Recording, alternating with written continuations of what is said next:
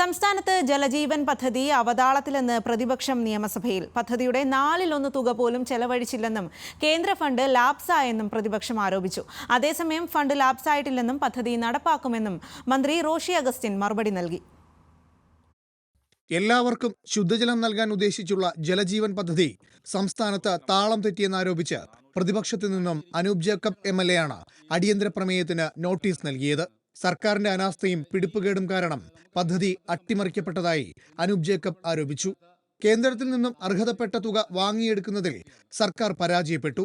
കേന്ദ്ര ഫണ്ട് ലാപ്സായി.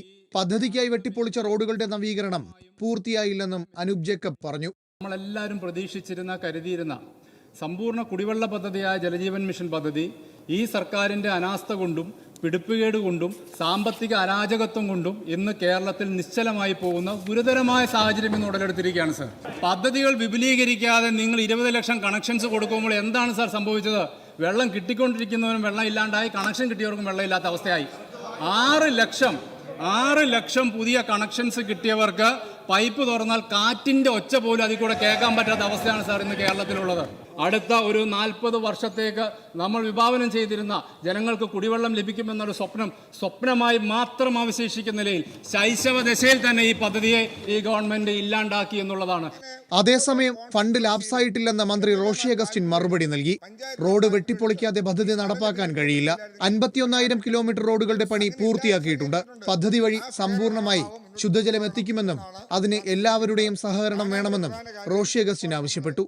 92 പഞ്ചായത്തുകളിൽ എല്ലാ വീടുകളിലും ശുദ്ധജല കണക്ഷൻ നൽകി കഴിഞ്ഞു എന്നുള്ളതാണ് കാണുന്നത്. 92 പഞ്ചായത്തുകളിൽ ഈ വരുന്ന ഡിസംബർ ആകുമ്പോഴേക്കും 100 പഞ്ചായത്തുകളും കൂടി ഇതിൻ്റെ പരിധി കൊണ്ടുവരാനായിട്ട് കഴിയും.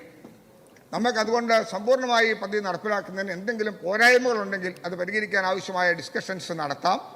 കോൺട്രാക്ടർമാർക്ക് കാശ് കൊടുക്കാനുണ്ട് എന്ന് പറഞ്ഞ കാര്യത്തെ ഒന്നും നിഷേധിക്കുന്നില്ല.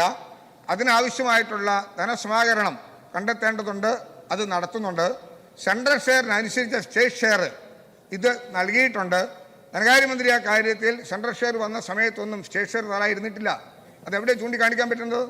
ഈ സാമ്പത്തിക ഞെരുക്കത്തിലും കേന്ദ്ര ഉപരോധം തീർക്കുമ്പോഴും പ്രയോറിറ്റി കൊടുത്തുകൊണ്ട് തന്നെ ഈ പ്രവർത്തനത്തെ മുന്നോട്ട് കൊണ്ടുപോകാൻ പിണറായി സർക്കാർ കാണിക്കുന്ന താല്പര്യം കേരള സമൂഹം ഒരുമിച്ച് നന്നായി കാണുമെന്ന് തന്നെയാണ് എൻ്റെ വിചാരം.